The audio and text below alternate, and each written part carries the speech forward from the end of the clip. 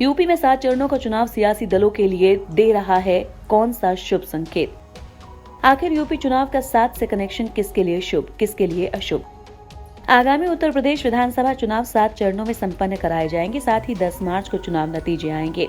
अब इस चुनाव में किसे सत्ता मिलेगी और किसे निराशा हाथ लगेगी, ये तो चुनाव नतीजे आने के बाद ही पता चलेगा।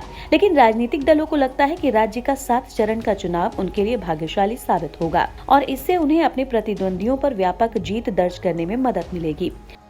दरअसल यूपी चुनाव से जुड़े 7 नंबर के कनेक्शन को लेकर सियासी दल अपने अपने पक्ष में अलग अलग तर्कों के साथ दावे कर रहे हैं। सियासी तौर पर प्रदेश में बीजेपी को 7 चरणों के चुनाव में जीत की उम्मीद है, तो वहीं एसपी और कांग्रेस का मानना है कि 7 चरणों में होने वाले विधानसभा चुनाव में किस्मत उन पर मेहरबान होगी।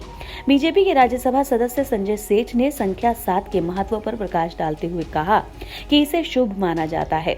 अपने एक ट्वीट में उन्होंने लिखा, सप्त ऋषि तारामंडल, 7 रंग इंद्रधनुष, 7 सरगम गीत शुभ होता है।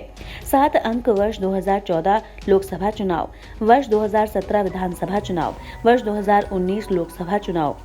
सभी चुनाव 7 फेज में हुए और भारतीय जनता पार्टी पूर्ण बहुमत से रही। इस बार भी 7 फेज में चुनाव है और भाजपा 300 पार सीटें लाएगी। उधर बीजेपी के दावों का खंडन करते हुए कांग्रेस का कहना है कि राज्य में 2014 से हो रहे चुनावों में बीजेपी ने सिर्फ छल करने की राजनीति की है, लेकिन राज्य के लोगों ने भी बीजेपी को 7 समंदर से पार फेंकने का मन बना लिया है। इतना ही नहीं, उन्होंने दावा किया कि कांग्रेस विधानसभा चुनाव में आसानी से 7 समंदर पार कर जाएगी। बीजेपी नेताओं पर सप्ताह के सभी 7 दिन झूठ बोलने की आदत है और इसीलिए वो रथ के 7 घोड़ों से कोई सकारात्मक ऊर्जा खींचने की स्थिति में नहीं होंगे। सप्तऋषि इस बार कांग्रेस को आशीर्वाद देने जा रहे हैं, तो वहीं एसपी के भी अपने दावे हैं। एसपी का कहना है कि 7 चरणों का उत्तर प्रदेश विधानसभा चुनाव इस बार पार्टी के लिए भाग्यशाली साबित होगा। एसपी अपने गठबंधन के 7 सहयोगियों के साथ लोगों को मंत्रमुग्ध कर देगी।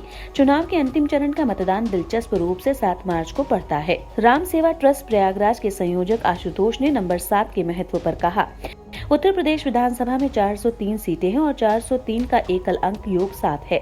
दूल्हा और दुल्हन ने अपने बंधन को मजबूत करने के लिए विवाह के दौरान अग्नि के चारों ओर 7 फेरे लेते हैं।